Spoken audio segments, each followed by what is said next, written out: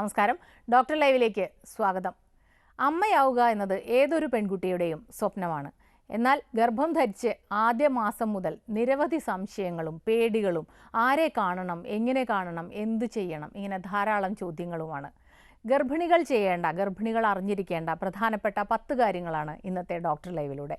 നിങ്ങളോട് സംസാരിക്കുന്നത് എറണാകുളം മെഡിക്കൽ സെന്ററിലെ സീനിയർ കൺസൾട്ടന്റ് ഗൈനക്കോളജിസ്റ്റായ ഡോക്ടർ ലിസമ്മ ജോസഫ്. നമസ്കാരം ഡോക്ടർ. ഡോക്ടർ, ഇപ്പം എല്ലാവർക്കും അറിയാം, കാലാകാലങ്ങളായിട്ട് ഇത് പ്രകൃതിയുടെ ഒരു നിയമമാണ്, ഗർഭം ധരിക്കുക, കുഞ്ഞുണ്ടാവുക. എങ്കിലും എല്ലായ്പ്പോഴും അത് പ്രത്യേകിച്ച് എനിക്ക് തോന്നുന്നു 1 അല്ല 2 അല്ല 3 പ്രാവശ്യം ഗർഭം ധരിക്കുന്നവർക്ക് പോലും ഒരുപാട് സംശയങ്ങളാണ്. അപ്പോൾ എന്തുകൊണ്ടാണ് ഇത്തരം സംശയങ്ങൾ ഉണ്ടാകുന്നത് എന്നതിലേക്ക് പോകുന്നതിന് മുൻപ് എന്താണ് ഏറ്റവും പ്രധാനമായി ഗർഭിണി അറിഞ്ഞിരിക്കേണ്ടത്? ഒരു സ്ത്രീ ആദ്യമായി അറിയേണ്ട ഒരു ഗർഭിണിയാണോ അല്ലയോ എന്ന് നമ്മൾ കൺഫേം ചെയ്യണം. ഇപ്പോൾ കൺഫേം ചെയ്യാന്ന് പറയുമ്പോൾ തന്നെ സാധാരണ നമ്മൾ കേൾക്കുന്ന ഒരു ചോദ്യമാണ്, ഇത് സ്ഥിരമായിട്ടുള്ള ആർത്തവ മുറയ്ക്ക് ഒരു വ്യത്യാസം വരുമ്പോൾ, ആർത്തവം 1 മാസം മുടങ്ങുമ്പോൾ അപ്പോഴാണല്ലോ അറിയുക. പിന്നെ ഇത് കൺഫേം ചെയ്യേണ്ടതിൻ്റെ ഒരു പ്രാധാന്യം എന്താണെന്നുള്ളത്? ചില കേസുകളിൽ അവർക്ക് മെൻസസ് വരുന്നത് 2, 3, 4 മാസം കൂടിയായിരിക്കും. എസ്പെഷ്യലി പോളിസിസ്റ്റിക് ഓവേറിയൻ ഡിസീസ് ഉള്ളവർക്ക് ഹോർമോണിൻ്റെ ഇംബാലൻസ് കൊണ്ട് അങ്ങനെയുള്ളവർ മെൻസസ് തെറ്റുമ്പോൾ ഞങ്ങൾ ഗർഭിണിയാണെന്നും പറഞ്ഞ് ഞങ്ങളുടെ അടുത്ത് വരാറുണ്ട്. പക്ഷേ അവരുടെ യൂറിൻ ഹോം ടെസ്റ്റ് 99% അത് പോസിറ്റീവാണ്. യൂറിൻ ചെക്ക് ചെയ്തിട്ട് പോസിറ്റീവാണെന്ന് കണ്ടാൽ പോലും നമ്മൾ ബ്ലഡിൽ രക്തം പരിശോധിച്ച് സിറം ബീറ്റ HCG എന്ന ഹോർമോൺ ചെക്ക് ചെയ്യണം. ആ ഹോർമോൺ ചെക്ക് ചെയ്ത് കഴിയുമ്പോൾ അതിൻ്റെ ആ വാല്യൂ നമുക്ക് കിട്ടും. എന്തെങ്കിലും വീണ്ടും സംശയം ഉണ്ടെങ്കിൽ, സാധാരണ യൂട്രസിൻ്റെ അകത്ത് പ്രഗ്നൻസി ഉണ്ട്, അതിൻ്റെ പുറത്ത് വരാൻ ട്യൂബൽ പ്രഗ്നൻസി, അങ്ങനെ ഡൗട്ട് ഉണ്ടെങ്കിൽ നമ്മൾ ഈ സിറം ബീറ്റ HCG ഒരു 48 അവർ കഴിഞ്ഞ് വീണ്ടും റിപ്പീറ്റ് ചെയ്യുക. അപ്പോൾ അതിൻ്റെ ആദ്യത്തെ വാല്യൂ ഈ വാല്യൂയും കൂടെ ഒരു 66% ഇൻക്രീസ് ചെയ്യുവാണെങ്കിൽ it is A normal pregnancy എന്ന് നമുക്ക് കൺഫേം ചെയ്യാൻ പറ്റും അല്ലേ? ഒരു കോൾ ഉണ്ട് ഡോക്ടർ. ഹലോ. ഹലോ, ഞാൻ ചേച്ചിയെ കത്തടുന്നു വർക്കോടുന്നു. ചോദിച്ചോളൂ. എന്റെ ഭാര്യ 2 പ്രാവശ്യം അബോർഷൻ കഴിഞ്ഞ ഒരു കുഞ്ഞുണ്ടായി. ഇപ്പം 11 വയസ്സായി കുഞ്ഞിന്, 18 വയസ്സായി. രണ്ടാമത് ഗർഭം ധരിക്കുന്നതിന് വേണ്ടി പല ഡോക്ടറെടുത്തും കാണിച്ചു, അവൾക്ക് ഗുളികയും കഴിച്ചു. അപ്പൊ കുട്ടി ആയിട്ടില്ല. ഇപ്പം അത് എന്തുകൊണ്ടാണ് തിരിഞ്ഞില്ല? അല്ല, 2 റിപ്പീറ്റഡ് ആയിട്ട് അബോർഷൻ എത്ര മാസത്തിലൊക്കെ ആയിരുന്നു അബോർഷൻ ആയത്? അത് 2 കൊല്ലം കഴിഞ്ഞതിന് ശേഷം. ആദ്യം എത്ര മാസമായപ്പോഴാണ് അബോർഷൻ ആയത്? 18 കൊല്ലം വരെ ഉണ്ടാവും. നേരെ ശേഷമാണ് ഒരു കുഞ്ഞുണ്ടായത്. അതല്ല ചോദ്യം, ഗർഭം ധരിച്ച് എത്ര നാൾ കൊണ്ട് അബോർഷനായി പോയി എന്നുള്ളതാണ്. ഗർഭം ധരിച്ച് 2-3 മാസം ആകുമ്പോഴേക്കും. അപ്പം 2-3 മാസം ആകുമ്പോൾ അബോർഷൻ ആയെങ്കിൽ, ഒരു കുഞ്ഞും ഉണ്ടെങ്കിൽ നമ്മൾ ആ അബോർഷൻ്റെ കാരണങ്ങൾ കണ്ടുപിടിക്കണം. ഒരു കുഞ്ഞുണ്ടായ സ്ഥിതിക്ക് വലിയ പ്രോബ്ലം ഉണ്ടാവുകയില്ല. എങ്കിലും 2 അബോർഷൻ റിപ്പീറ്റഡ് ആയിട്ട് 2-3 അബോർഷൻ വന്നു കഴിഞ്ഞാൽ നമ്മൾ കുറച്ച് ഇൻവെസ്റ്റിഗേഷൻ ചെയ്യാനുണ്ട്. എന്തെങ്കിലും ജെനറ്റിക് പ്രോബ്ലംസ് ആണോ? ഒരു കുഞ്ഞ് എസ്കേപ്പ് ചെയ്ത് വരാം, പക്ഷേ അല്ലെങ്കിൽ ജെനറ്റിക് പ്രോബ്ലംസ് ഉണ്ടെങ്കിൽ നമ്മൾ കുറച്ച് ടെസ്റ്റുകൾ ചെയ്യണം. ആ കുഞ്ഞിൻ്റെ തന്നെ, ആ അബോർഷനായിട്ടുള്ള കുഞ്ഞിൻ്റെ നമുക്ക് പാർട്ടുണ്ടെങ്കിൽ ബ്ലഡ് എടുത്തിട്ട് കാരിയോടൈപ്പിംഗ് ചെയ്യാം. അതുപോലെ തന്നെ അമ്മയുടെ അപ്പൻ്റെയും ബ്ലഡിൽ കാരിയോടൈപ്പിംഗ് ജെനറ്റിക് അബ്നോർമാലിറ്റി ഉണ്ടോ എന്നുള്ളതാണ് ആദ്യമായിട്ട് കണ്ടുപിടിക്കേണ്ടത്. പിന്നെ അവർക്ക് തൈറോയിഡിൻ്റെ പ്രോബ്ലമോ ടോക്സോപ്ലാസ്മ എന്ന് പറയുന്ന ഇൻഫെക്ഷനോ അങ്ങനെ എന്തെങ്കിലും കണ്ടീഷൻ ഉണ്ടെങ്കിലാണ് ആദ്യത്തെ 2-3 മാസത്തിലേക്ക് അബോർഷൻ ഉണ്ടാകാനുള്ള ചാൻസ് കൂടുതൽ. ഈ ഗർഭാവസ്ഥയെക്കുറിച്ച് പറയുമ്പോൾ പഴയ തലമുറ പുതിയ തലമുറയോട് ചോദിക്കുന്ന സ്ഥിരം ഒരു ചോദ്യമുണ്ട്, ഗർഭം ഒരു രോഗമൊന്നുമല്ലല്ലോ, ഇങ്ങനെ സ്ഥിരമായിട്ട് ആശുപത്രിയിൽ പോകാൻ, മരുന്നുകൾ കഴിക്കാനൊക്കെ ആയിട്ട് ഞങ്ങളൊന്നും ഇത് കഴിച്ചിട്ടില്ല എന്നൊക്കെ പറയുന്നേക്കാം. മെഡിക്കേഷൻ്റെ ഒരു പ്രാധാന്യം എന്താണ്? ഞാൻ എൻ്റെ പേഷ്യൻസിനോട് എപ്പോഴും പറയും, നിങ്ങൾ പ്രഗ്നൻ്റ് ആണെന്ന് അറിഞ്ഞു കഴിഞ്ഞാൽ അനാവശ്യമായിട്ട് ഒരു മരുന്നും കഴിക്കരുത്. ഏതെങ്കിലും ഡോക്ടറിന് ഈവൻ ഒരു ജലദോഷമായിട്ട് ചെല്ലുകയാണെങ്കിൽ പോലും ഞാൻ പ്രഗ്നൻ്റ് ആണെന്ന് അവരോട് പറയണം.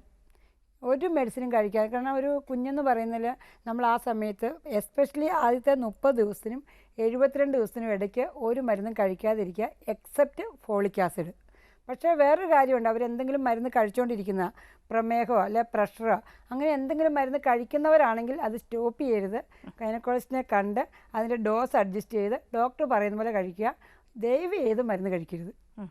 അപ്പോൾ ഡോക്ടർ പറയുന്ന ഗർഭാവസ്ഥയിൽ കഴിക്കേണ്ട മരുന്നുകൾ മാത്രം, അത് ഫോളിക് ആസിഡ് മാത്രമേ കഴിക്കേണ്ടതുള്ളൂ. അത് പ്രഗ്നൻസി കൊടുക്കേണ്ടത്. പക്ഷേ എടുത്തു പറയണം, എന്തെങ്കിലും അസുഖം ഉള്ളവർ, ഇപ്പോൾ ഡയബറ്റിക് ആയിട്ടുള്ള ഒരാൾ ഇൻസുലിൻ എടുക്കുന്നതാണ്, എന്നാൽ ഡോക്ടർ പറഞ്ഞ് അങ്ങ് സ്റ്റോപ്പ് ചെയ്യുക, അങ്ങനെ സ്റ്റോപ്പ് ചെയ്യാൻ പാടില്ല. അത് ആ ഗൈനക്കോളജിസ്റ്റിൻ്റെ ഇതനുസരിച്ച് ഏത് മരുന്നാണ് എപ്പോഴാണ് കഴിക്കേണ്ടതെന്ന് ഏത് ഫിസിഷ്യനെ കണ്ടാലും ആ ഡോക്ടർ പറയുന്ന പോലെ മാത്രമേ കഴിക്കാവൂ. അടുത്തൊരു കോളിലേക്ക് പോകാം ഡോക്ടർ. ഹലോ. ഹലോ, നമസ്കാരം. സംസാരിച്ചോളൂ ഡോക്ടറോട്. ഹലോ. പറഞ്ഞോളൂ, ഞാൻ കേൾക്കുന്നുണ്ട്. ഞാൻ എൻ്റെ മരുമോളെ ഒരു സംശയം ചോദിക്കാനാ വിളിച്ചത്. ചോദിച്ചോളൂ. എന്റെ മോനും മരുമോളും ഒരേ പ്രായക്കാരാണ്. ഒരു മാസം തമ്മിൽ വ്യത്യാസമാണ്. അപ്പൊ മരുമോളിപ്പോ പ്രഗ്നൻസിയാണ് 2 മാസം. അപ്പോ എല്ലാരും പറയുന്നുണ്ട് അതിൽ എന്തെങ്കിലും കുഞ്ഞുങ്ങൾക്ക് ബുദ്ധിമുട്ട് വരും അങ്ങനെ ഇങ്ങനെയൊക്കെ പറയുന്നുണ്ട്. ഈ പ്രായം വ്യത്യാസം ഇല്ലാത്തത് കൊണ്ടാ? ഹസ്ബൻഡും വൈഫിനും പ്രായത്തിന് വലിയ ബുദ്ധിമുട്ടൊന്നുമില്ല, കുഴപ്പം, അതിന് കംപ്ലൈൻ്റ് ഒന്നും വരില്ല. പക്ഷേ അവർ രണ്ടുപേരുടെ ഏജ് ഈസ് വെരി ഇമ്പോർട്ടൻറ്റ്. ഇപ്പം 36 വയസ്സ് കഴിഞ്ഞാണ് മരുമോള് പ്രഗ്നൻ്റ് ആയെങ്കിൽ ഏജിൻ്റെ പ്രോബ്ലം ഉണ്ട്. എത്ര വയസ്സുണ്ടോ മരുമോക്ക്? മരുമോക്ക് 24 വയസ്സാണ്. അപ്പോൾ ഏജ് ഹസ്ബൻഡും വൈഫിനും ഒരു പ്രോബ്ലവും ഇല്ല, ഒട്ടും പ്രശ്നമില്ല അത്. ഓക്കെ ഡോക്ടർ, ഇപ്പോൾ മെഡിക്കേഷനെ കുറിച്ച് നമ്മൾ പറഞ്ഞു, ഫോളിക് ആസിഡ് കൊടുക്കണം. ഇപ്പോൾ മറ്റ് എന്തെങ്കിലും അസുഖങ്ങളുണ്ടെങ്കിൽ കൃത്യമായിട്ട് അത് ഗൈനക്കോളജിസ്റ്റിനോടും കൂടെ ഷെയർ ചെയ്യേണ്ടത് അത്യാവശ്യമാണ് അല്ലേ? ഇപ്പോൾ ഉദാഹരണത്തിന് പ്രമേഹമുള്ളവർ, മറ്റ് എന്തെല്ലാം റിസ്ക് ഫാക്ടേഴ്സാണ് ഇവർക്കുണ്ടാവുക? മരുന്ന് കഴിക്കുന്നതുകൊണ്ട്. അപ്പം മരുന്ന് കഴിക്കുന്ന നമ്മൾ അറിയാതെ ആണെങ്കിൽ ചിലർ ഗർഭിണികൾക്ക് കൊടുക്കേണ്ടാത്ത കുറേ മെഡിസിൻസ് ഉണ്ട്. ഈവൻ സ്ട്രോങ് ആൻറ്റിബയോട്ടിക്സ്, അതല്ലെങ്കിൽ എക്സ്റേ എക്സ്പോഷർ.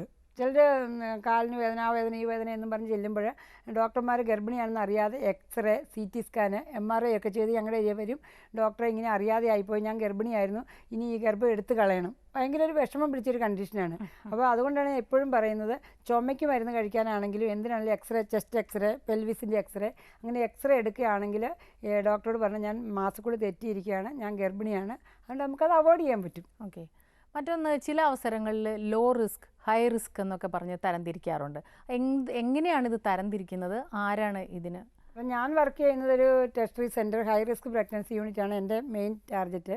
ഹൈ റിസ്ക് എന്ന് പറയുന്നത് ഇപ്പോൾ മുമ്പേ വിളിച്ച കോളർ പറഞ്ഞ പോലെ 3 പ്രാവശ്യം അബോർഷൻ ഉണ്ടാകുക, അതുപോലെ തന്നെ വയറ്റിൽ കിടന്നൊരു കുഞ്ഞ് മരിക്കുക, കുഞ്ഞിൻ്റെ ഗർഭപാത്രത്തിൽ കിടക്കുന്ന കുഞ്ഞ് വിലങ്ങനെ കിടക്കുക, അതുപോലെ 2, 3 അതിൽ കൂടുതൽ കുഞ്ഞ്. ഇന്നിപ്പോൾ ഒരു പേഷ്യൻ്റ് വന്നു ട്രിപ്ലറ്റ്.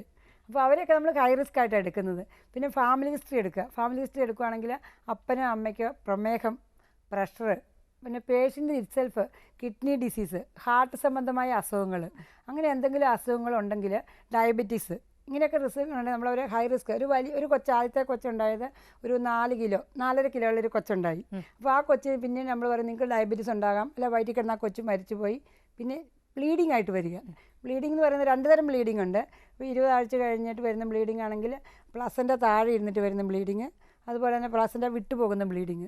ഇപ്പോൾ ഇങ്ങനെയുള്ളൊരു ഹിസ്റ്ററി 2, 3 സിസേറിയൻ കഴിഞ്ഞവർ, അല്ല ഗർഭപാത്രത്തിൽ ഓവറി മയോമക്ടമി ചെയ്ത് അങ്ങനെ എന്തെങ്കിലും ഓപ്പറേഷൻ ചെയ്തവർ, ഇങ്ങനെയുള്ളൊരു വരികയാണ് നമ്മൾ 2 ആയിട്ട് തിരിക്കും. അടുത്തൊരു കോളിലേക്ക് പോകാം ഡോക്ടർ. ഹലോ. ഹലോ, നമസ്കാരം. സംസാരിച്ചോളൂ ഡോക്ടറോട്. ഹലോ ഡോക്ടർ അല്ല, ഗുഡ് ആഫ്റ്റർനൂൺ ഡോക്ടർ. പറഞ്ഞോളൂ. ഞാൻ 11 വർഷമായി കല്യാണം കഴിഞ്ഞിട്ട്. 2 പ്രാവശ്യം ഗർഭിണിയായ 2 കുട്ടികൾ മരിച്ചുപോയി. ഒന്ന് ഒരാൺകുഞ്ഞും ഒരു പെൺകുഞ്ഞും, ഒന്ന് 7 മാസത്തിലും ഒന്ന് 8.5. അപ്പൊ ഇതുവരെയായിട്ട് ഡോക്ടർമാരും ഒരു കുഴപ്പങ്ങളും പറഞ്ഞിട്ടൊന്നുമില്ല. കുട്ടികൾ 2 പെട്ടെന്ന് മരിച്ചുപോയി. ഇപ്പൊ ഗർഭം ഉണ്ടാവണില്ല. ഞങ്ങൾ കുടുംബത്തിൽ നിന്നാണ് കല്യാണം കഴിഞ്ഞിട്ടുള്ളത്. നിങ്ങൾ എത്ര വയസ്സായി? 26 വയസ്സ്. മോളെ നിങ്ങളുടെ റിലേറ്റീവിനെ തന്നെയാണോ കല്യാണം കഴിച്ചിരിക്കുന്നത്? അതെ. അപ്പോൾ നമ്മൾ റിലേറ്റീവിനെ കല്യാണം കഴിച്ചെങ്കിൽ ഇപ്പം 2 ഇങ്ങനെ കുഞ്ഞുങ്ങളിങ്ങനെ ഇതായതുകൊണ്ട് നമ്മൾ മോളെ കംപ്ലീറ്റ് ഇൻവെസ്റ്റിഗേറ്റ് ചെയ്യണം. അതാണ് ഹസ്ബൻഡിനെയും വൈഫിനെയും നമ്മൾ ജെനറ്റിക് സ്റ്റഡി നടക്കണം. കാരിയോടൈപ്പിംഗ്, നിങ്ങളുടെ ബ്ലഡ് എടുത്ത് ചെക്ക് ചെയ്താൽ മതിയാവും, അതറിയാൻ പറ്റും.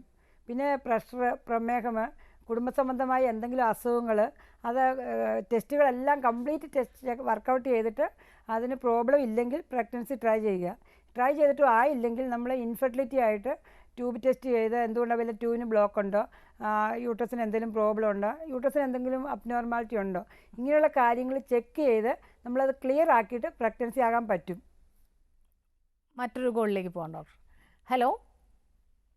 ഹലോ, ഞാൻ നെല്ലിക്കുഴിയിൽ നിന്ന് വിളിക്കണേ. പറഞ്ഞോളൂ. ചോദിച്ചോളൂ. എനിക്കൊരു കൊച്ചുണ്ട്, 24 വയസ്സായി എനിക്കിപ്പോ. ഒരു മോനുണ്ട്, 4 വയസ്സായി. ഞാൻ ഇപ്പൊ അടുത്തത് 4-5 മാസമായി ഞങ്ങൾ നോക്കൽ തുടങ്ങിയിട്ട്.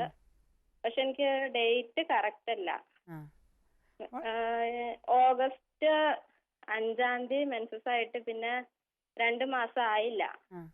അത് കഴിഞ്ഞ് ഞാൻ ഇവിടെ ഗൈനക്കോളജിനെ കണ്ട് ഗുളിക കഴിച്ച് 2 ദിവസം കഴിച്ചപ്പോ പിന്നെ മെൻസസ് ആയി. അത് കഴിഞ്ഞ് പിന്നെ ആ ഗുളിക പിന്നെ കഴിച്ചില്ല. ഇപ്പൊ ഇതുവരെയും പിന്നെ മെൻസസ് ആയിട്ടില്ല. ഞാൻ കാർഡ് ഇട്ട് നോക്കിയപ്പോ അതില് പോസിറ്റീവ് അല്ല. ഇറഗുലർ മെൻസസ് കറക്റ്റ് അല്ല. ഇപ്പൊ ഇറഗുലർ മെൻസസ് വരുന്നതിന് മെയിൻ കാരണം പോളിസിസ്റ്റിക് ഓവേറിയൻ ഡിസീസ് എന്ന് പറഞ്ഞൊരു കണ്ടീഷനുണ്ട്. മെൻസസ് ഇറഗുലർ ആവുക, വണ്ണം വയ്ക്കുക, രോമങ്ങൾ ഉണ്ടാകുക. അപ്പോൾ മോൾക്ക് ഇത് ഏതെങ്കിലും ഉണ്ടോ എന്ന് അറിയാൻ വേണ്ടി ഒന്ന് സ്കാൻ ചെയ്താൽ അറിയാൻ പറ്റും. അത് കഴിഞ്ഞിട്ട് ഇപ്പം ധൃതി പിടിച്ച് ഗർഭിണിയാകാനുള്ള മരുന്ന് കഴിക്കുന്നേക്കാളും നല്ലത്, ഇത്രയല്ലേ വയസ്സായുള്ളൂ, ഒരു 3 മാസം മെൻസസ് കറക്റ്റാകുക. മെൻസസ് കറക്റ്റാക്കി കഴിയുമ്പോൾ ഹോർമോൺ ട്രീറ്റ്മെൻറ്റ് എടുത്ത് 21 ഡേയ്സുള്ള മെഡിസിൻ കഴിച്ച് മെൻസസ് കറക്റ്റായി കഴിയുമ്പോൾ ഓട്ടോമാറ്റിക്കായിട്ട് ഓവുലേഷൻ നടക്കും. അപ്പോൾ ആ ഓവുലേഷന് മോൾ പ്രഗ്നൻ്റ് ആകും. ഇല്ലെങ്കിൽ നമ്മൾ ഗർഭിണിയാകാനുള്ള മരുന്ന് കഴിക്കണം. ഡോക്ടർ, നമുക്കൊരു ഇടവേളയ്ക്ക് ശേഷം തിരികെ വരാം. ഡോക്ടർ ലൈവിൽ ഒരു ഇടവേള.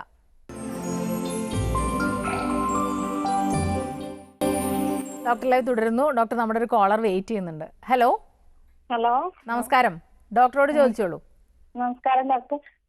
ഡോക്ടറെ, എനിക്കൊരു മോനുണ്ട്, 5 വയസ്സുണ്ട് അവന്. അത് കഴിഞ്ഞ് എനിക്കിപ്പോ തൈറോയിഡിന്റെ അസുഖമുണ്ട്. തൈറോയിഡിന് ട്രീറ്റ്മെന്റ് ചെയ്തോണ്ടിരിക്കുകയാണ്. ഗുളിക കഴിക്കുന്നുണ്ട്. അപ്പം ഇനി പ്രഗ്നന്റ് ആണെന്ന് കുഴപ്പമുണ്ടോ? മരുന്ന് കഴിച്ചെന്ന് ഓർത്തുകൊണ്ട് പ്രഗ്നന്റ് ആയി. നമ്മളെ പ്രഗ്നൻസിയിൽ തൈറോയിഡിന്റെ വാല്യൂ TSH എന്ന് പറഞ്ഞൊരു ഹോർമോണാണ്. ആ തൈറോയിഡിന്റെ TSH കൂടുമ്പം നമ്മുടെ ശരീരത്തിൽ തൈറോയിഡ് കുറവാണ്. മോള് കഴിക്കുന്ന തൈറോനോമാണ് തൈറോയിഡ് എന്ന് പറയുന്നത്. അപ്പം പ്രഗ്നൻസിക്ക് മുമ്പ് അതിൻ്റെ വാല്യൂ ആദ്യത്തെ 3 മാസം TSHൻ്റെ വാല്യൂ 2.5 ഓർ ലെസ് ആക്കി വെക്കണം. പിന്നത്തെ 3 മാസവും 3.5 ഓർ ലെസ് ആക്കി വെക്കണം.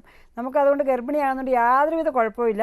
TSHൻ്റെ വാല്യൂ ഒരു 5 കുറഞ്ഞ് കഴിയുമ്പോൾ പ്രഗ്നൻ്റ് ആകണം. പക്ഷെ അതിനു മുമ്പ് ആകാതിരിക്കുക നല്ലത്. അടുത്തൊരു കോളിലേക്ക് പോകാം ഡോക്ടർ. ഹലോ, ഡോക്ടർ ചോദിച്ചോളൂ. ഹലോ. എന്റെ കല്യാണം കഴിഞ്ഞിട്ട് 10 വർഷമായി. 10 വർഷമായിട്ട് ഇപ്പൊ കുട്ടികളായിട്ടില്ല.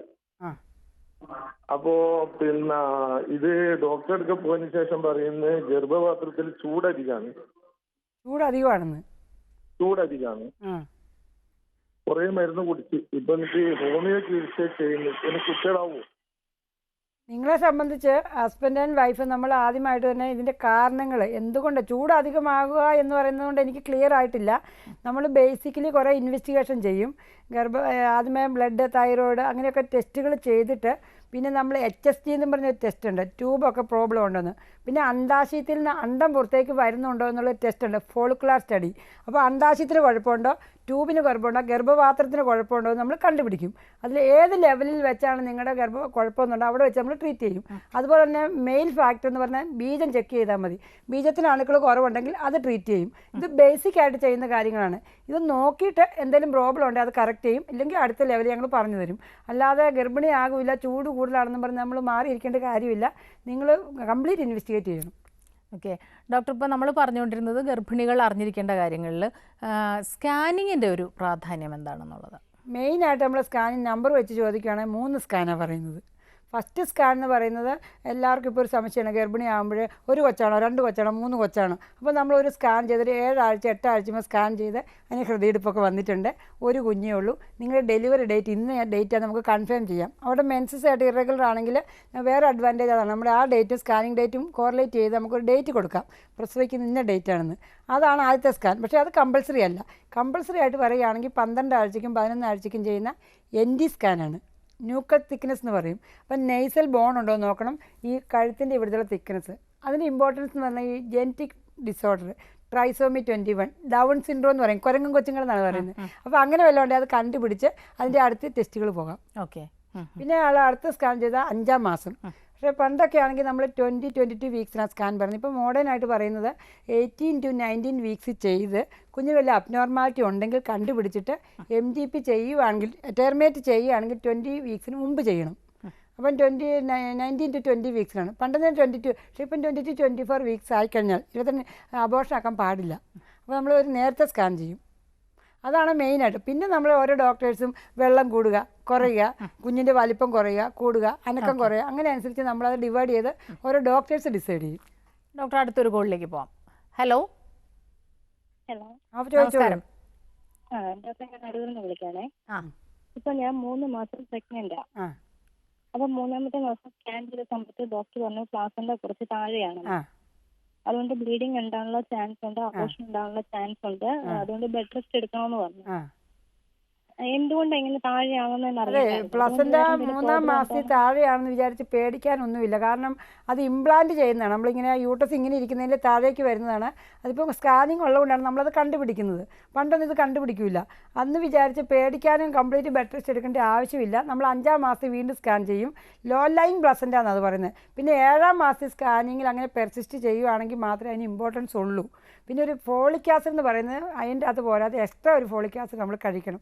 അത് മാത്രം ശ്രദ്ധിച്ചാൽ മതി. പിന്നെ ജെർക്കി മൂവ്മെൻറ്റ്സും പിന്നെ ഇൻ്റർകോഴ്സും പാടില്ല എന്ന് മാത്രമേ ഞങ്ങൾ പറയാറുള്ളൂ. അല്ലാതെ പേടിക്കാൻ ഒന്നുമില്ല. അടുത്ത സ്കാനിങ്ങിൽ അത് കാണണമെന്നില്ല. അടുത്തൊരു കോളിലേക്ക് പോകാം ഡോക്ടർ. ഹലോ ഹലോ, ഡോക്ടറോട് സംസാരിച്ചോളൂ. ഡോക്ടറെ മാഡം, പറഞ്ഞോളൂ. എൻ്റെ കല്യാണം കഴിഞ്ഞിട്ട് 12 വർഷമായി. അപ്പോ ഈ സമം ടെസ്റ്റ് ചെയ്യുമ്പോഴേ ബീജത്തിന് പഴുപ്പ് ആണെന്നാണ് പറയുന്നത്. അപ്പോ ചൂട് കൂടുതൽ ആണ് ഇതിന് കാരണം എന്ന് പറയുന്നു. അതിനെന്താണ് ഒരു പ്രതിവിധി? അതെന്താണെന്ന് ചോദിച്ചാൽ നമ്മൾ വർക്ക് ചെയ്യുന്ന എൻവയോൺമെൻറ്റ് വളരെ ഇമ്പോർട്ടൻ്റ് ആണ്. ഇപ്പം ബോയിലറിൽ വർക്ക് ചെയ്യുക, ഹോട്ട് അറ്റ്മോസ്ഫിയറിൽ വർക്ക് ചെയ്യുക, അതിനൊക്കെ വന്നു കഴിഞ്ഞാൽ നമ്മുടെ സ്ക്രോട്ടത്തിന് ടെമ്പറേച്ചറിന് വ്യത്യാസം വരും. അപ്പം ആ ബീജത്തിൻ്റെ നമ്പരും അതിൻ്റെ ആക്ടിവിറ്റിയും മോട്ടിലിറ്റിയും കുറഞ്ഞിട്ട് അത് ഡെഡ് ആയി പോകാൻ ചാൻസ് ഉണ്ട്. അപ്പം ഞങ്ങൾ ഇൻഫെർട്ടിലിറ്റിക്ക് ഒരാൾ വരുമ്പോഴേ ചോദിക്കും, നിങ്ങൾ എവിടെയാണ് വർക്ക് ചെയ്യുന്നത്, ചൂടുള്ള അറ്റ്മോസ്ഫിയർ ആണോ? അപ്പോൾ അങ്ങനെയാണെങ്കിൽ അതിൽ നിന്നൊരു 3 മാസമോ അല്ലെങ്കിൽ 6 മാസം മാറി നിൽക്കാൻ പറയും. 3 മാസം കണക്കെന്ന് പറയുന്നത് ഒരു ബീജം വലുതാകാൻ 3 മാസം എടുക്കും, 72 ഡേയ്സ്. അപ്പോൾ നിങ്ങൾ ആ വർക്ക് ചെയ്യുന്ന എൻവയോൺമെൻറ്റ് അങ്ങനെയുള്ളതാണെങ്കിൽ മാറി നിൽക്കണം. നമ്മൾ ഇച്ചിരി തണുപ്പിലേക്ക് പോകണം. അപ്പോൾ അത് കഴിഞ്ഞിട്ട് ഇതുപോലെയുള്ള ട്രീറ്റ്മെൻറ്റിൽ അതൊക്കെ അത് കഴിഞ്ഞ് നമുക്ക് അത് ഒത്തിരി വ്യത്യാസം വരും. നമ്മൾ ഈ കണ്ടിന്യൂസ് ഡ്രൈവേഴ്സ്, എൻജിൻ സൈഡിൽ ഇരിക്കുന്നവർ, അല്ലെങ്കിൽ ഷിപ്പിൽ ബോയിലറിൽ വർക്ക് ചെയ്യുന്നവർ, അങ്ങനെയുള്ളവർക്കൊക്കെ ഒരു കോസാണത്. ടെമ്പറേച്ചർ കൂടുകയാണെങ്കിൽ വെച്ചാൽ അതിൻ്റെ ബീജം ഉണ്ടാകുന്ന ടെമ്പറേച്ചർ ഒരു സ്ക്രോട്ടൽ ടെമ്പറേച്ചർ കുറച്ച് കുറവാണ്. അതൊരു കോസാണത്. ഡോക്ടർ, നമുക്ക് മറ്റൊരു ഇടവേളയ്ക്ക് ശേഷം തിരികെ വരാം. ഡോക്ടർ ലൈവിൽ ഒരു ഇടവേള കൂടി.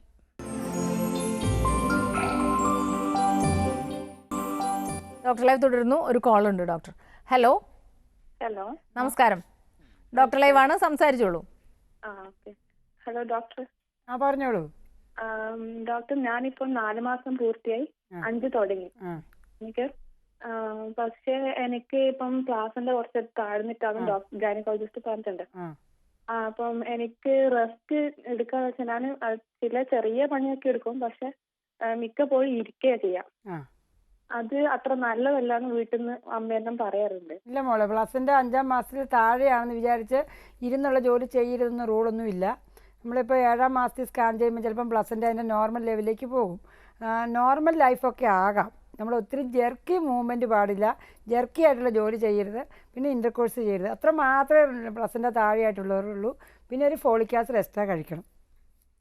അല്ലാത്ത പ്രവർത്തനങ്ങളിലൊന്നും എല്ലാം നോർമൽ. 7-ാം മാസം സ്കാൻ ചെയ്ത് നമ്മൾ വീണ്ടും ഒന്ന് പ്ലസിൻ്റെ താഴെയാണ് അല്ലെങ്കിൽ കൺഫേം ചെയ്യണം. പക്ഷേ അതിൻ്റെ ഇടയ്ക്ക് ബ്ലീഡിങ് ഉണ്ടാവുകയാണെങ്കിൽ ഇപ്പം ഡോക്ടർ പറഞ്ഞെന്നും പറഞ്ഞ് എല്ലാം പോയി ചെയ്യരുത്. ബ്ലീഡിങ് ഉണ്ടാകും, we should be very careful. 7-ാം മാസത്തിൽ സ്കാനിങ് പ്ലസിൻ്റെ താഴെയാണെങ്കിൽ കുറച്ചുകൂടി ശ്രദ്ധിക്കണം. അടുത്തൊരു കോളിലേക്ക് പോകാം ഡോക്ടർ. ഹലോ. ഹലോ, ചോദിച്ചോളൂ ഡോക്ടറോട്. ഹലോ ചോദിച്ചു പറഞ്ഞോളൂ. ഹലോ ഡോക്ടർ, നമ്മൾ ഫോളിക് ആസിഡ് കഴിച്ചില്ലെന്ന് പറഞ്ഞ് എന്തെങ്കിലും കുഴപ്പമുണ്ടോ? നമ്മളെ ഫോളിക് ആസിഡ് യൂഷ്വലി നമ്മൾ കൊടുക്കുന്ന ആദ്യത്തെ 3 മാസമാണ്. അത് കഴിയുമ്പോൾ അയൺ ടാബ്ലറ്റിൽ ഫോളിക് ആസിഡ് ഉണ്ട്, അത് മതി നമുക്ക് നോർമൽ കേസിൽ. പക്ഷേ പ്ലസിൻ്റെ താഴെയുള്ളവർക്ക്, അല്ലെങ്കിൽ ഒരു 2-3 അബോർഷൻ കഴിഞ്ഞവർക്ക്, അല്ലെങ്കിൽ ഒരു പണ്ട് ആദ്യത്തെ പ്രഗ്നൻസിയിൽ ബ്ലീഡിങ് ഉണ്ടാകുക, അബ്രപ്ഷ്യ പ്ലസിൻ്റെ ഉണ്ടാകുക, ഇങ്ങനെ ഹൈ റിസ്ക്, ഞാൻ ആദ്യം പറഞ്ഞ പോലെ ഹൈ റിസ്ക് ആയിട്ട് തിരിച്ച് അവർക്കൊക്കെ ഒരു എക്സ്ട്രാ ഫോളിക് ആസിഡ് കഴിക്കുന്നത് കുഞ്ഞിൻ്റെ ഡെവലപ്മെൻറ്റിന് നല്ലതാണ്. പലർക്കും അങ്ങനെ സംശയം ഉണ്ടാവും, എന്തിനാ ഈ ഫോളിക് ആസിഡ് കഴിക്കുന്നതെന്നൊക്കെ. ഡോക്ടർ, ഇപ്പോൾ എമർജൻസി സിറ്റുവേഷൻസ് പലപ്പോഴും ഉണ്ടാവുമല്ലോ. അപ്പോൾ ഏതെല്ലാമാണ് ഈ എമർജൻസി സിറ്റുവേഷൻസ്? എമർജൻസി എന്ന് പറഞ്ഞാൽ ഒരു പ്രഗ്നൻറ്റ് ലേഡി എമർജൻസി എന്ന് പറയുന്നത് ഇപ്പം മാസം തികഞ്ഞ് അടുത്തിരിക്കുന്ന ഒരാളാണ് പെട്ടെന്ന് ലീക്കിംഗ് ഉണ്ടാകുക. കുഞ്ഞിനെ ചുറ്റിയുള്ള വെള്ളമുണ്ടല്ലോ, അത് കട്ട് ഔട്ട് ചെയ്ത് വജൈനയിൽ കൂടെ യോനിയിൽ കൂടെ പുറത്തേക്ക് വരിക, അതൊരു എമർജൻസിയാണ്. അപ്പോൾ ആ ലീക്കിംഗ് വരുമ്പോൾ ഉടനെ തന്നെ ഡോക്ടറെ പോയി കാണണമെന്ന് പറയും. അതുപോലെ തന്നെ പ്രഗ്നൻ്റ് ആയിട്ടുള്ള ഒരു ലേഡിക്ക് ബ്ലീഡിങ് ഉണ്ടാകുക. 2 തരത്തിലാണ് ബ്ലീഡിങ് ഉണ്ടാകുന്നത്. ഒന്ന് പ്ലസിൻ്റെ, ഇപ്പോൾ ഇവർ പറഞ്ഞാൽ ലോ ലൈങ് പ്ലസിൻ്റെ അല്ലെങ്കിൽ പ്ലസിൻ്റെ പ്രീവിയ. രണ്ടാമത്തേത് അബ്രപ്ഷ്യ പ്ലസിൻ്റെ. അങ്ങനെ ഏതെങ്കിലും കാരണങ്ങൾ കൊണ്ട് ബ്ലീഡിങ് ഉണ്ടായാൽ അത് അമ്മയും കുഞ്ഞിനെയും ബാധിക്കാം. അപ്പം ഡോക്ടറെ പെട്ടെന്ന് പോയി കാണണം. പിന്നെ വളരെ ഇമ്പോർട്ടൻ്റ് ആയിട്ടുള്ള കാര്യമാണ് കുഞ്ഞിൻ്റെ അനക്കം. ഈ പുക്കിൾക്കൊടിയൊക്കെ ഇങ്ങനെ കഴുത്ത് സ്കാനിങ് കിട്ടണമെന്നില്ല. പുക്കിൾക്കൊടി ചുറ്റി കിടക്കുന്ന മറുപിളയിൽ കൂടിയുള്ള രക്തയോട്ടം കുറയുക. ഇപ്പം പ്രമേഹമോ അല്ലെങ്കിൽ പ്രഷറോ അങ്ങനെ എന്തെങ്കിലും അസുഖമുള്ളവർക്ക് കുഞ്ഞിൽ കൂടിയുള്ള ബ്ലഡ് ഓട്ടം കുറയുമ്പം കുഞ്ഞിൻ്റെ ഇത് കുറയും. അനക്കം കുറയും, അപ്പം കുഞ്ഞിൻ്റെ വളർച്ച കുറയും. അപ്പോൾ ഏറ്റവും ഇമ്പോർട്ടൻറ്റ് പാരാമീറ്ററാണ് കുഞ്ഞിൻ്റെ അനക്കം ശ്രദ്ധിക്കുക എന്ന് പറയുന്നത്. അപ്പോൾ അമ്മോട് ഞങ്ങൾ പറയും ഒരു 26 ആഴ്ച കഴിഞ്ഞാൽ കുഞ്ഞിൻ്റെ അനക്കം ശ്രദ്ധിക്കണം. അത് പറഞ്ഞാൽ ആദ്യമേ തന്നെ ബ്രേക്ക്ഫാസ്റ്റ് കഴിഞ്ഞിട്ട് ഇടത്ത് വശം ചെരിഞ്ഞ് കിടക്കുക, അതിന് 3 മൂവ്മെൻറ്റ്, ഉച്ചയ്ക്ക് 3 മൂവ്മെൻറ്റ്, 12 മണിക്കൂറിൽ ഒരു 10 മൂവ്മെൻറ്റ് കിട്ടിയിരിക്കണം. അങ്ങനെ കിട്ടിയില്ലെങ്കിൽ ഡോക്ടറെ പോയി കാണണം. അതുപോലെ തന്നെ മൂവ്മെൻറ്റ് പെട്ടെന്ന് ഇങ്ങനെ കൂടുക, കൊച്ചു കിടന്ന് പിടയ്ക്കുക എന്ന് പറഞ്ഞാൽ ചിലപ്പോൾ ബുക്കിൽ കൂടി ഇട്ട് കൊച്ചിന് ശ്വാസം മുട്ടുന്നതായിരിക്കും. അപ്പോൾ 2 ദിവസം കഴിഞ്ഞ് കൊച്ചു അനങ്ങിയില്ലെന്ന് പറഞ്ഞാൽ ഞങ്ങൾക്കൊന്നും ചെയ്യാനില്ല. അപ്പോൾ അങ്ങനെ വന്നു കഴിഞ്ഞാൽ അവർ ഉടനെ തന്നെ ഡോക്ടറെ കാണണം. പിന്നെ അതുപോലെ തന്നെ ഗർഭപാത്രം ഇങ്ങനെ ചുരുങ്ങുക, വേദനയോട് കൂടെ പ്രിമച്ചർ ലേബർ പെയിൻ, അത് കറക്റ്റ് നേരത്തെ ഡോക്ടറെ ചെല്ലുവാണെങ്കിൽ ചിലപ്പോൾ ഞങ്ങൾക്ക് അത് രക്ഷിക്കാൻ പറ്റും. അതൊക്കെ വളരെ കൃത്യമായിട്ട് തന്നെ അത് ഞങ്ങളിങ്ങനെ പറഞ്ഞു കൊടുക്കും. ഞാൻ എപ്പോഴും പറയാറുണ്ട്, നിങ്ങൾ ശ്രദ്ധിക്കണം. അതുപോലെ പനി വരിക, തലവേദന, ഇപ്പം BP ഉള്ള ഒരാൾക്ക് പെട്ടെന്ന് തലവേദന, തല ചുറ്റുക, അങ്ങനെ ഇവിടെ നെഞ്ചരിച്ചിൽ പോലെ വരിക, അത് BP വന്നിട്ട് ഫിറ്റ്സ് വരാൻ പോകുന്ന ഒരു ഇതാണ്. അതുപോലെ ലിവറിൻ്റെ ഇവിടെ കരളുണ്ടല്ലോ, അവിടെ ഒരു പെയിൻ വരിക, അത് വളരെ വളരെ ഇമ്പോർട്ടൻ്റ് ആണ്. അപ്പോൾ അങ്ങനെ വന്നു കഴിഞ്ഞാൽ ഉടനെ തന്നെ നിങ്ങൾ ഡോക്ടറെ പോയി കാണണം. അപ്പോൾ നമുക്ക് കുറേ അമ്മയെ സേവ് ചെയ്യാം, കുഞ്ഞിനെ സേവ് ചെയ്യാം. അടുത്തൊരു കോളിലേക്ക് പോകാം ഡോക്ടർ. ഹലോ ഹലോ, ചോദിച്ചോളൂ ഡോക്ടറോട്.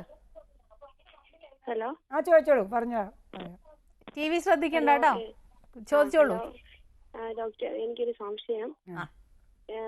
എനിക്കിപ്പം 27 ആഴ്ചയായി ചുമയുണ്ട്, നല്ല ചുമ. അത് 2 ആഴ്ചയെ കൂടുതലായി ചുമ. ആന്റിബയോട്ടിക് എടുത്തിരുന്നു 5 ദിവസം. മോളെ, ഈ ചുമ എന്ന് പറയുന്നത് ആൻറ്റിബയോട്ടിക്സ് എടുത്തിട്ട് മാറിയില്ലെങ്കിൽ അലർജിക്ക് ഒരു കോഫ് ഉണ്ട്. നമ്മൾ അലർജി കൊണ്ട് ചിലർക്ക് ഡസ്റ്റ് അലർജി പോലെ. അപ്പോൾ ആ ചുമ മാറുന്നില്ലെങ്കിൽ പൾമണോളജിസ്റ്റിനെ കാണണം മോള്. പൾമണോളജിസ്റ്റിനെ കാണുമ്പോൾ ഒരു ഇൻഹെയിലർ തരും. ആ ഇൻഹെയിലർ എടുത്ത് കഴിയുമ്പോൾ ആ അലർജി കമ്പോണൻറ്റ് മാറി മോൾക്ക് അത് സുഖമായിട്ട് വരും. അത് ക്രോണിക് കോഫാണ്. ചുമ കണ്ടിന്യൂസ് ആയിട്ട് നിൽക്കുകയാണെങ്കിൽ ചിലപ്പം കൊച്ചിനെ ആണെങ്കിലും കൊച്ചിന് ശ്വാസം മുട്ടാൻ ചാൻസ് ഉണ്ട്. അത് പൾമോളജിസ്റ്റിനെ കണ്ട ഒരു ഇൻഹെയിലർ തരും. അത് വളരെ സിമ്പിളാണ്, അത് നമുക്ക് ട്രീറ്റ് ചെയ്യാവുന്ന കണ്ടീഷനേ ഉള്ളൂ. ഇപ്പോൾ ഡോക്ടർ നേരത്തെ പറഞ്ഞു 3 കുട്ടികളൊക്കെ ഉണ്ടാകുന്ന ഒരവസ്ഥ പെട്ടെന്ന് തന്നെ. അപ്പോൾ അവർ ഏറ്റവും കൂടുതൽ പേടിക്കുന്ന ഒരു കാര്യം എപ്പോഴാണ് ഇത് നേരത്തെ ആകാനുള്ളൊരു സാധ്യതയുണ്ടല്ലോ. അപ്പോൾ അവർ ലാസ്റ്റ് ആ ദിവസങ്ങളിൽ, അവസാന ദിവസങ്ങളിൽ, മേ ബി 6-7 മാസം മുതൽ എന്തെല്ലാം കാര്യങ്ങൾ ശ്രദ്ധിക്കണം? ഇന്ന് തന്നെ എനിക്കൊരു പേഷ്യൻ്റ് ഇപ്പം വന്നു, അവർ ബുക്ക് ചെയ്ത്, അവർ 6 മന്ത്സാണ്, ട്രിപ്ലെറ്റ് ആണ്. അപ്പോൾ 6 മന്ത്സ് കഴിഞ്ഞ് കഴിഞ്ഞാൽ 6 മന്ത്സ് ഒരു 36 വീക്സ് ഫുൾ ടൈം പ്രഗ്നൻസിയുടെ വയറുണ്ട്. അപ്പോൾ അങ്ങനെ വന്നു കഴിയുമ്പോഴത്തേന് ഈ സർഫസ് ഏരിയ കൂടുണ്ട്, കുഞ്ഞിന് വെള്ളം പൊട്ടിപ്പോകാൻ ചാൻസ് ഉണ്ട്. അപ്പോൾ 26 ആഴ്ച 27 ആഴ്ച ലീക്കിംഗ് ആയിട്ട് വന്നു കഴിഞ്ഞാൽ 800 ഗ്രാമൊക്കെ കുഞ്ഞ് കാണുള്ളൂ. അപ്പോൾ നമുക്ക് കിട്ടാൻ ചാൻസ് വളരെ കുറവാണ്. അപ്പോൾ നമ്മൾ അവർക്ക് ഒരുമാതിരി ഇത് തന്നെയാണ് റെസ്റ്റ് കൊടുക്കുന്നത്. ഈ കേസിലാണ് ഞാനൊക്കെ റെസ്റ്റ് പറയുള്ളൂ, കംപ്ലീറ്റ് ബെഡ് റെസ്റ്റ് എന്ന് പറയും. കംപ്ലീറ്റ് എന്ന് പറഞ്ഞാൽ ബാത്റൂമിൽ പോകാനും കുളിക്കാനും ഭക്ഷണം കഴിക്കാനും കിടന്നുകൊണ്ട് ചെയ്യാൻ പാടില്ല. മോഡേൺ എസ്റ്റിറ്റിക്സ് കംപ്ലീറ്റ് ബെഡ് റെസ്റ്റ് ഇല്ല.